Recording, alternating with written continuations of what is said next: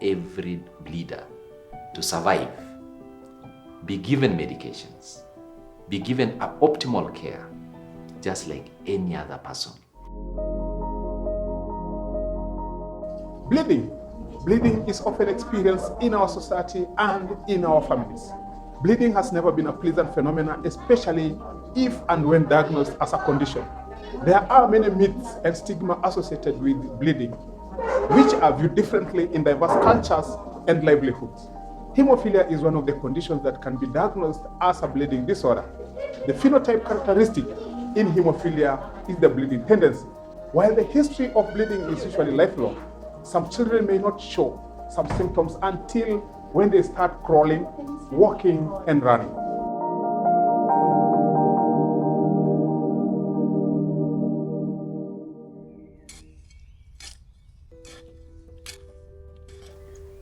Mtoto wetu wa kwanza ni Dorcas. Ndisa Dorcas akiwa salama kabisa, akakuwa kabisa, hakuwa na shida yeyote mpaka saa hii. Nikazaa Manuel sasa kaanza kuwa na shida akiwa mdogo. Siku ya kwanza sasa alijulikana kuna hii shida. Alienda shule akaanguka. Kuikafura sana. Tukaenda Tenwek, Longisa, tukaenda Narok. Sasa kufika Narok kajaribu kutunga hapa, ajue kama ni nini ako hapa, kama ni usa. Kaaksa complete siku mzima. Tukaambiwa tuende na gari ambulance atupeleka paka Kenyatta. Nikazaa Brian tena akakuwa. Shida ya Brian sasa ilikuwa na nosebleed. Akiwa na homa anatoa damu sana. Nikapika simu Kenyatta akaniambia mkuje na huyu wapime. Akaenda kupimwa huko akapatikana ako na Hemophilia tena. Jina yangu naitwa Kerai Wasudeo. Hii ni ya bibi yangu naitwa Kerai Sangita. Hii ni ya toto kubwa yangu naitwa Kerai Vishnu. Ile ni toto dogo yangu. Sisi kama toto iko ni kama old ya 7 month. Mguu yake imepura kabisa. So sisi meenda hospitali mingi sana. Huko India tu huyu umepeleka ripoti yote South Africa, kila kitu, baadaye tumejua huyu iko ni shida ya hemophilia.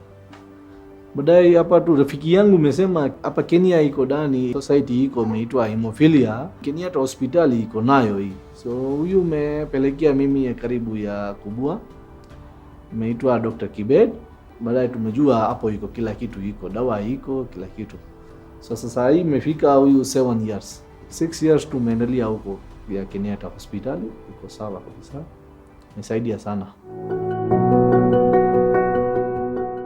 One thing that I want every human being to know is that hemophilia is not a curse.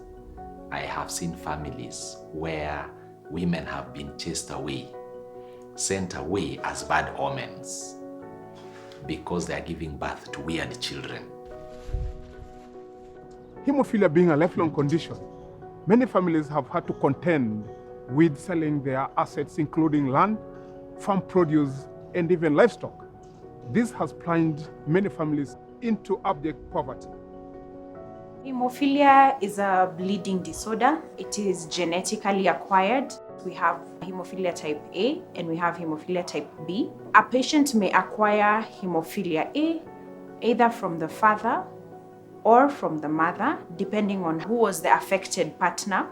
So majority of our patients are male because it is X-linked, so it presents in the males because they only have one X. So for example, if a father has hemophilia, then all his daughters are automatically carriers because he only has one X, and this X he's going to give it to the daughters. Remember, females have 2 X's, and so automatically the daughters to a hemophilia father are going to be carriers. And his sons are going to be spared because he will only donate the Y gene for them to be male. When a mother is a carrier, she automatically donates the recessive gene 50% chance to her sons. So remember, if she donates the affected X, then one of the sons is going to have hemophilia because remember the sons only have one X. So if the son gets a Y from the father who's not hemophiliac and gets an X that is has a carrier gene from the mother, this son is going to be hemophiliac. And so that's how we get hemophilia patients, and a majority of them are male. Hemophilia has a lot of myths. One, people think that once a patient is diagnosed with hemophilia, they are dying the next minute. Hemophilia is not a killing disease. Once a patient gets the right care, the patient gets well and grows to the old age. And you find that so many patients think that hemophilia is witchcraft. Hemophilia is not witchcraft, it's just a condition like any other condition. So patients should seek the right medical attention, and they'll get treatment. Hemophilia is not cancer, it's just a bleeding condition where a patient is replaced, has a replacement. The patient goes through a factor replacement and goes back to normal. Huwa tunaongeleza watoto wetu wasicheze sana, lakini wasikae tu hivi ndio wakae kama hawafanyi chochote. Tunawaongeleza wakae kama wenzao, lakini tunatunza, tunapatia yenye wanataka, lakini kazi ngumu hatuwezi patia. Tunataka tu wafanye kazi yenye anaweza kidogo tu. Na vile tulipoanza kuwaeleza hivyo, tunaona wanakuja vizuri. I saw it as a challenge. I thought it was a very big challenge. But as time goes by, I found it not a big problem. I informed my fellow teachers, and they took it at first as a problem, but as time goes by, we found it is not a problem. We interacted with the learners, these three, and we never got any problem. They just learn as normal children. Good morning, class. Good morning, sir. We are told again we should not make him to be a kind of a special person. They should be together with the rest, but we normally group them so that we can as well see them how they do their work. We guide them, but we don't excel most of the time. They are always part of the activities done in the school, but in a kind of a mild way. We don't give a vigorous activity.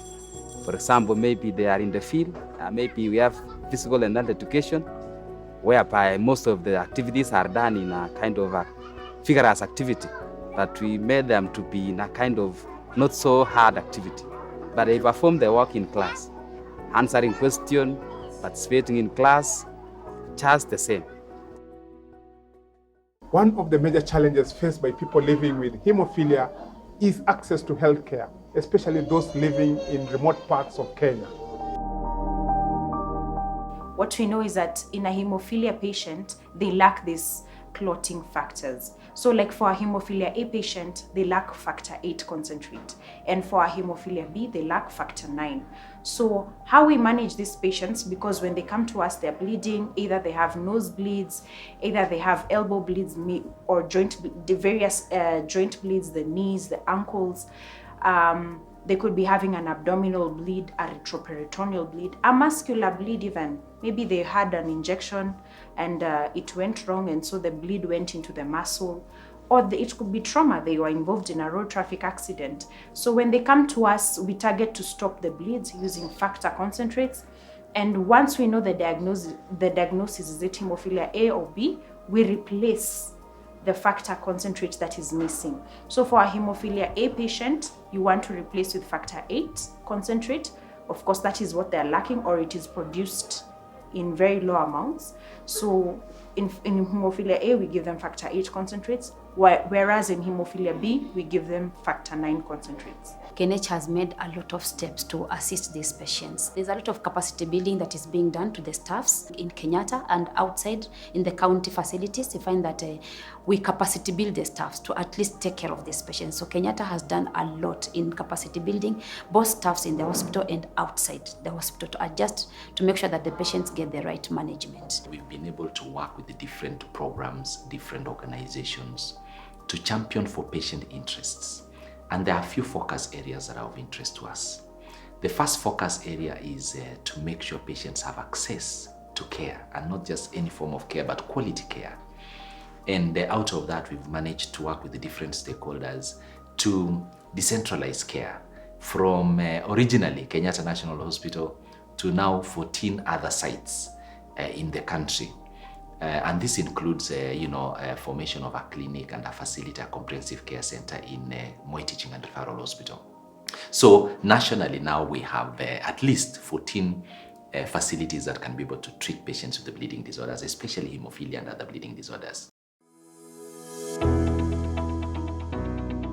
Collaborations, relationships, and partnerships are the heart of effective service-centered organization. Through partnerships, problems are solved, and when problems are solved, tangible solutions are arrived at, and opportunities are created. In Kenya, the foundation continues supporting the goals of Kenya Hemophilia Association in improving access to care within the 3 focus areas of capacity building, diagnosis, and registry, and also awareness and advocacy, and has just embarked on a next phase of a 2-year joint initiative between Kenya, Tanzania, Rwanda, and Uganda to elevate the standards of hemophilia and sickle cell disease care across the 4 countries. Through a sponsor called Novo Nordisk Hemophilia Foundation, we have managed to now escalate and improve care in Tanzania.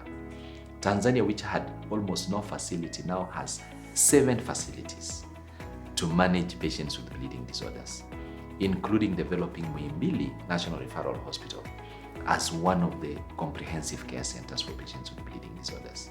So we now have a program to expand the same to Uganda and Rwanda. So in the next financial year, we'll actually be moving to Uganda and Rwanda. In order to anchor the improvement in care infrastructure and delivery in a sustainable way, the local health authorities need to be involved and play an active role. So it really takes a multi-sector, collaborative approach to influence policy, particularly when it comes to rare conditions like hemophilia. One of the greatest agenda for the current government, as far as health is concerned, is to ensure that we achieve universal health coverage. This is also in line with the global commitments made. So for hemophilia, what that would mean is that, first of all, we have the issue of access. They have health facilities closer to them. And this, as a Ministry of Health, we are trying to do through the primary health care network, the hub that spoke. We are at the hub that's at level 4 of sub-county hospitals. We have the requisite multidisciplinary team that will be there to manage people living with hemophilia. Another aspect is the issue of quality. So we just don't want to offer services where the services have to be quality for hemophilia. Well, this is where we came in with our guidelines in a bid to standardize care. But in addition to that, we'll be doing frequent monitoring and also frequent supervisions to ensure that what was recognized by the guidelines is actually what is happening out there. So the other aspect of UHC is financial protection. This we want to achieve through the social health insurance. We want to encourage and enroll as many Kenyans as possible, including the ones living with hemophilia.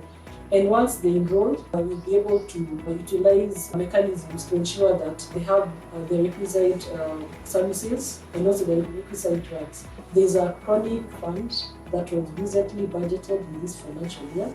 It's supposed to take care of chronic diseases, including hemophilia. So it is our hope that we'll be able to subsidize these drugs, especially for the patients who will be seen at higher level facilities. So at the bottom, we have now the primary healthcare model with the social health insurance fund taking care of the financial hardship of the money that they might incur when seeking treatments. Vile tumeenda Kenyatta wametusaidia, tumpatia factor, na hata tukiwa nyumbani tukimpikia simu ametufundisha vile tunaweza tungia mtoto akiwa nyumbani. Kenyatta hospitali tumesaidia sisi huko, huyu metafuta donors, so saa hii sisi imeenda huko tutakalipa peke yake ya daktari, but ingine yote dawa nimepatia huyu free. Sisi kila kitu ni sawa pande yetu. For Hemophilia A, factor 8, we have been very blessed. We've been having enough, and we give thanks to the Kenya Hemophilia Association. In regards to Hemophilia B, factor 9 has been sometimes present, sometimes absent, and we understand the challenges behind it, and we hope that in the future we will get more and more of the factor 9s. We actually call you warriors. This is because we believe so much in you. We believe that you are just like us. I know you have faced a lot of challenges in life. You have to go to hospitals more than the general population. You've had to keep work. You've had to take care of maybe even other people who are living with hemophilia, not necessarily you. And some procedures have to be taken with extra caution. So we have you in mind. You are a priority to us. We prioritized you in our strategic plan for NCD. And we know and we understand the plight you're going through. So just to say, the road ahead is not as what was behind. There is a light at the end of the tunnel. This is because the current government, the Kenya Cancer Manifesto, has laid a lot of emphasis in trying to have universal health care for all. We are looking and we are listening, and we have even made changes to ensure that even financially we'll be able to ensure that the out-of-pocket expenditure we get will be reduced. And another thing I also want to emphasize, you are a worthy stakeholder. So the doors of the Ministry of Health are open to you. You can come, let's discuss, let's together work to make a future better for persons living with hemophilia.